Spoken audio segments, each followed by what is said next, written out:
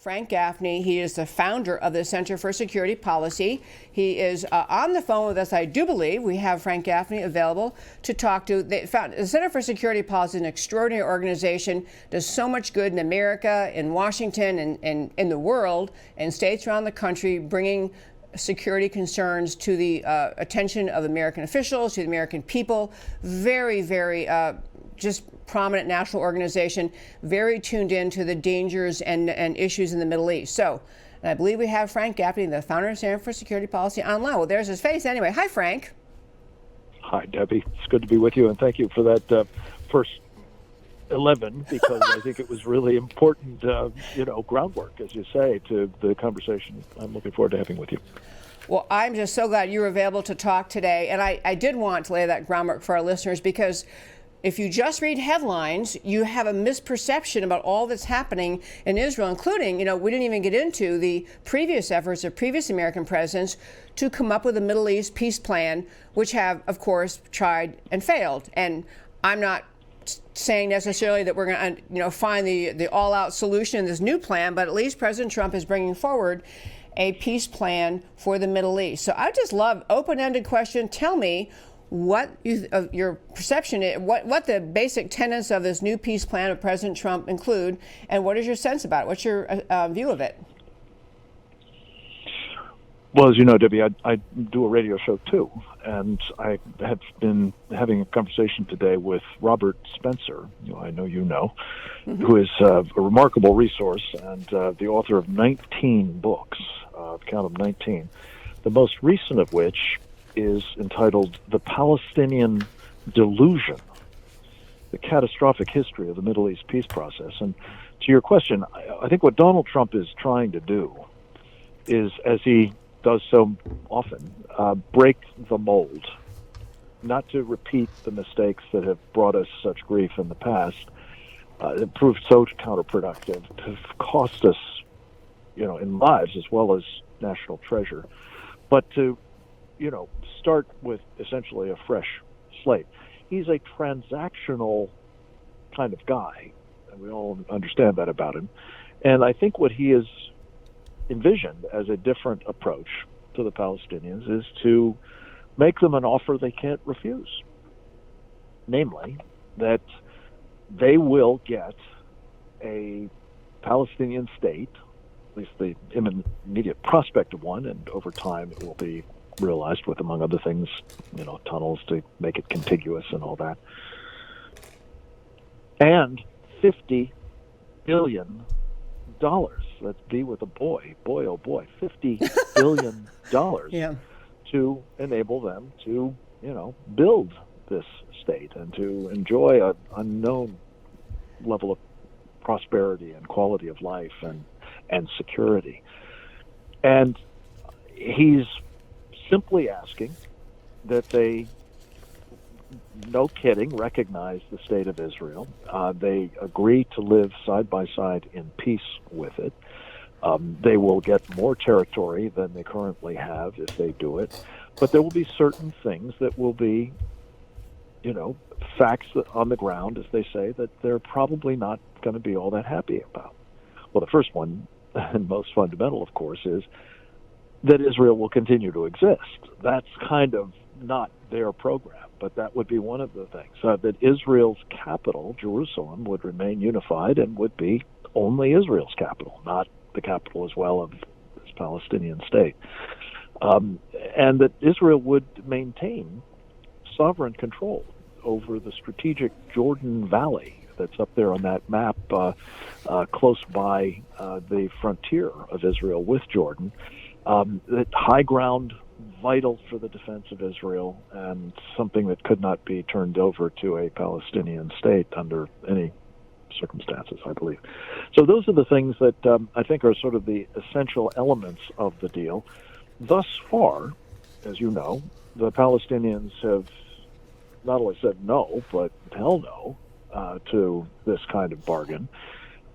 They have, in the person of Mahmoud Abbas, the putative, partner for peace for Israel, denounced the deal, defamed President Trump refuses to take a phone call from him, and on and on. And the Palestinian jihadists of Hamas fame and the like are even more virulent. And as are the Islamic State guys, by the way. These are all now fulminating. They've come together in opposition to this deal, claiming that they will engage in, violent jihad to destroy Israel rather than be part of this arrangement. So at the moment, I think it's dead on arrival. It may have some future prospects, but they're not very promising at the moment. And it's just as well, honestly, because in the absence of a will on the part of the Palestinians genuinely to live peacefully with Israel, there won't be peace. It's the simple bottom line. It's amazing you mentioned that book, Frank, because I actually have it here. I was going to show it to her. I thought I might have gone over my first 5, closer to 10, so I cut it out. But I want just a little. I'll show our listeners. This is the book that Frank Gaffney is referring to, and I really do encourage you, if you want to understand in depth the history of the negotiations, the parties, the efforts in the Middle East, the book again is by Robert Spencer, The Palestinian Delusion, The Catastrophic History of the Middle East Peace Process. I have to tell you, so if you really want to dive in, it's great to learn, read that. But, I was thinking, you mentioned when you were starting your remarks, Frank, how this seems similar to the kinds of things that President Trump has done in other contexts.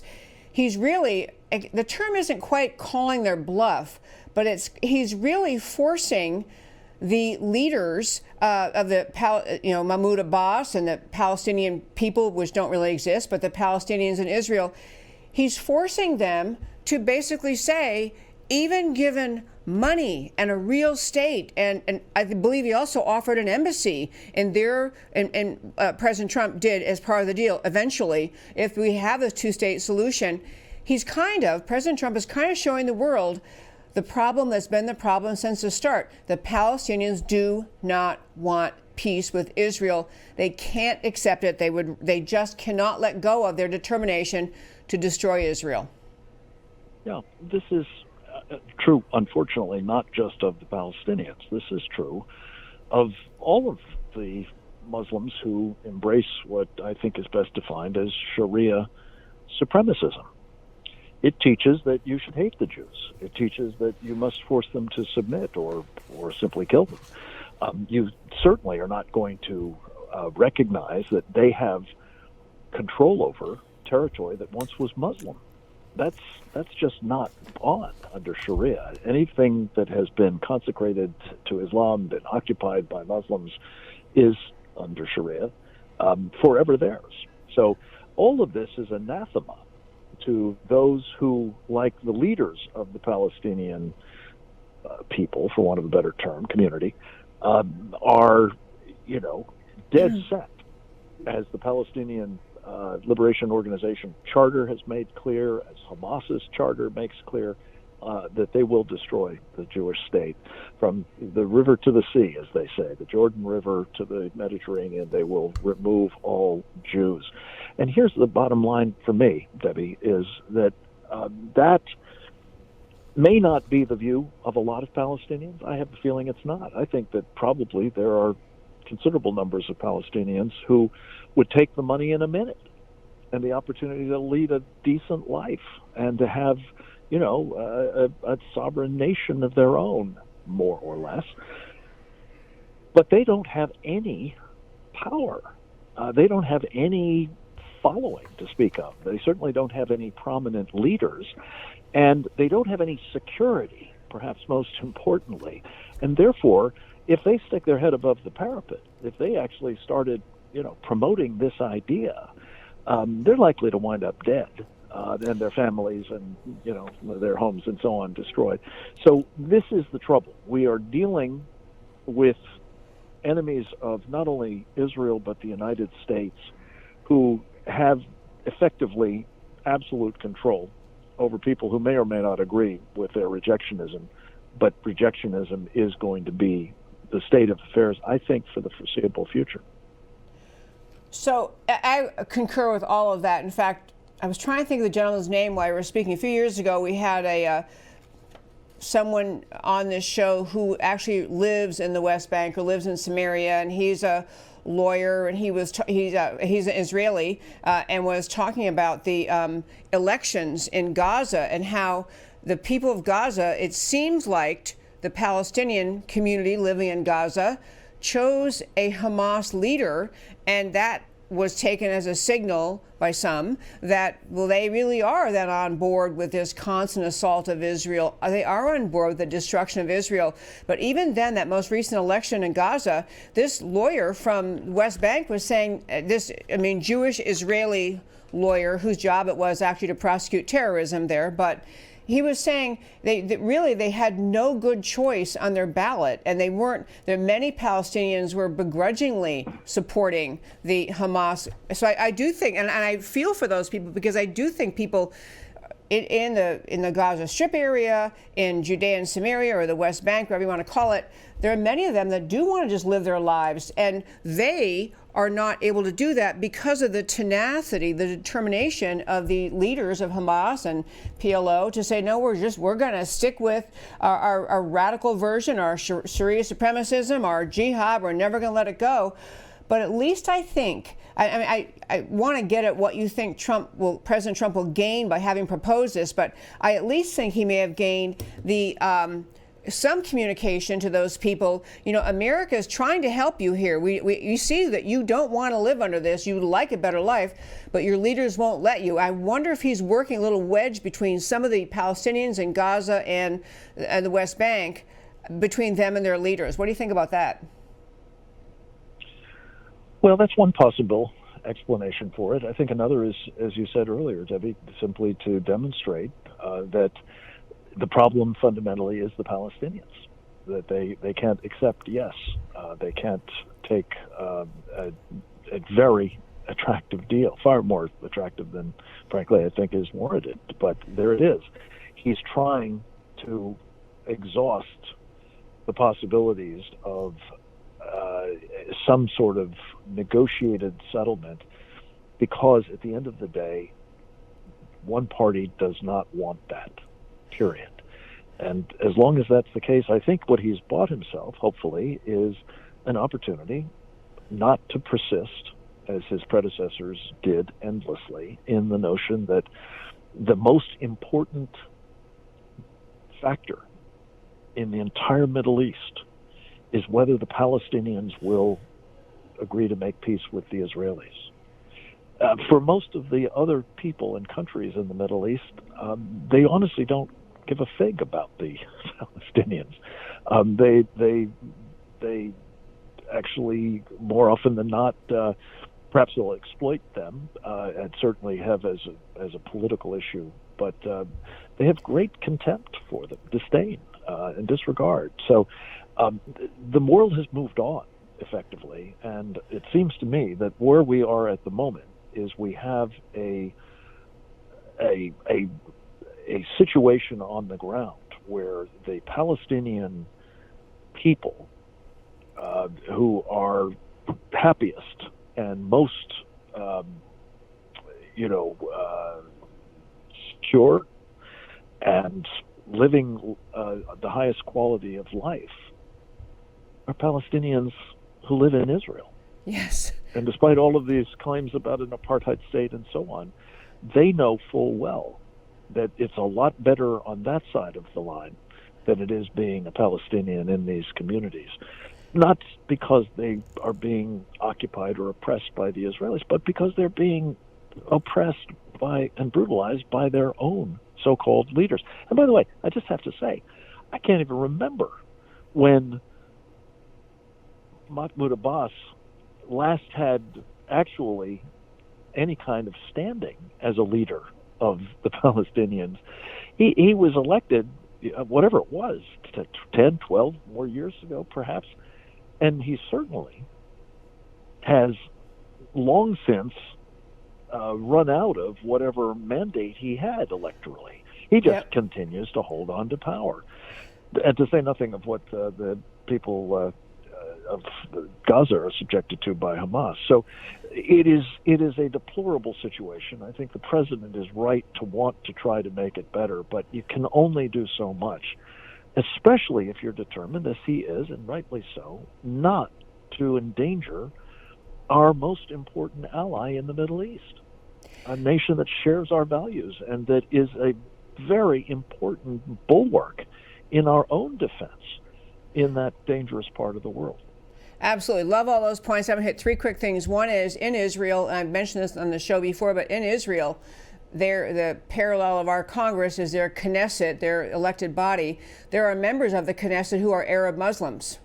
And people... Yes, indeed. Yeah. So members of the Supreme Court who yes. are Arab Muslims. Yeah, so they have in Israel an actual country much more like ours in America, where everyone's allowed and everyone's welcome and everyone can participate in government and run for office. So Israel has that, which is really to its great credit. Second point is, often when there is discussion about the tension between the Palestinians and the Israelis, there's the argument, well, it has to do with territory. If Israel would just cede this territory, give this territory, they're only sending rockets over or attacking other ways because of territorial disputes.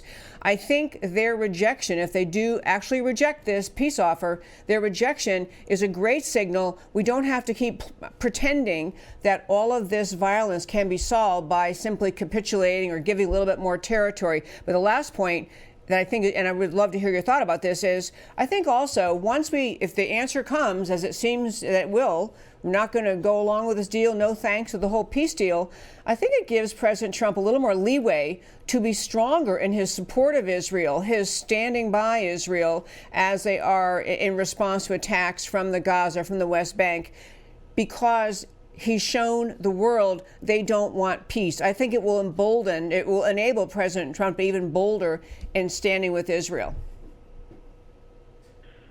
Yeah, I think that's right. I hope so. And he has been very bold on behalf of Israel. He moved the embassy to Jerusalem.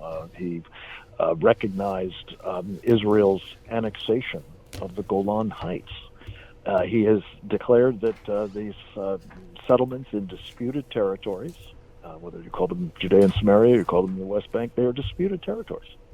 It's not occupied. It's disputed territories, are actually legal, not illegal, as previous administrations have claimed. But Debbie, just one clarification. It is about the territory. Excuse me, it's just not about the territory.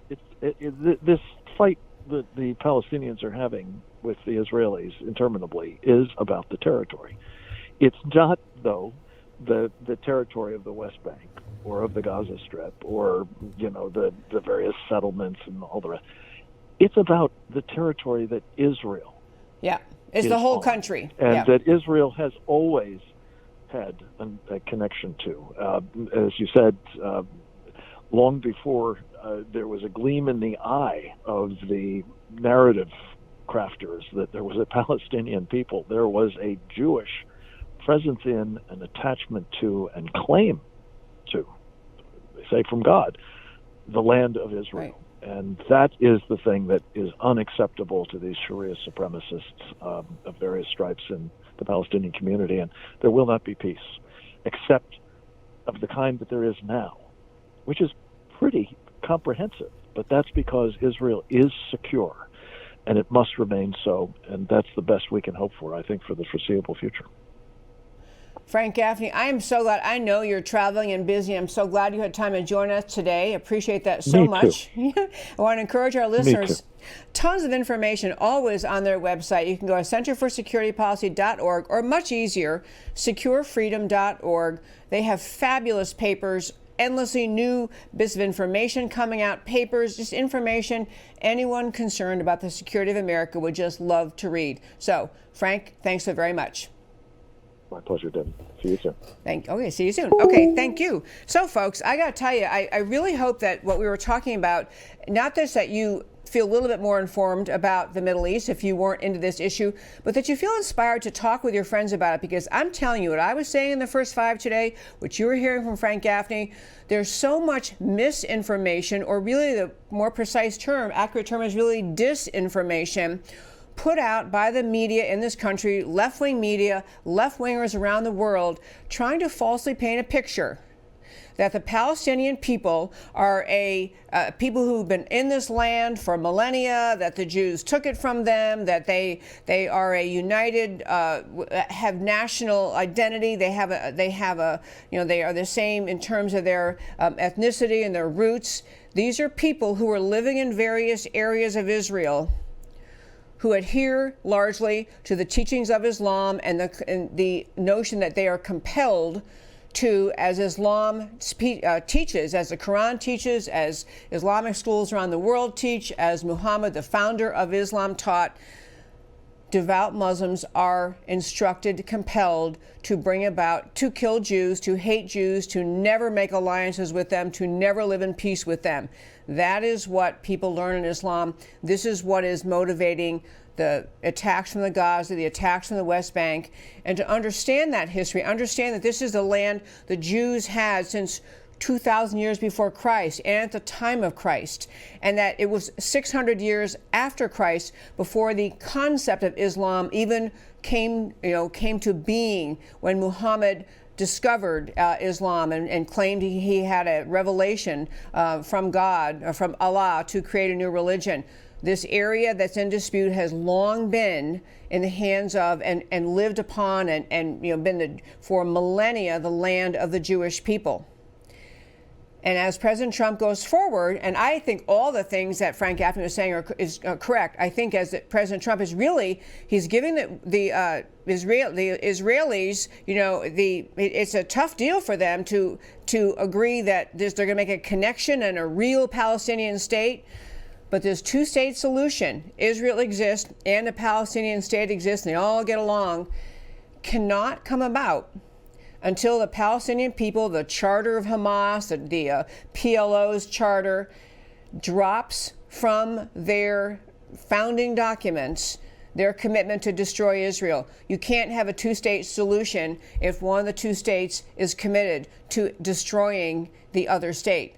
No two-state solution can exist because of the commitment of the Palestinians to destroy Israel. So this is an effort. President Trump's making it. We'll see what reaction finally comes out of the Palestinians. There's obviously talk already that they're going to reject it instantly.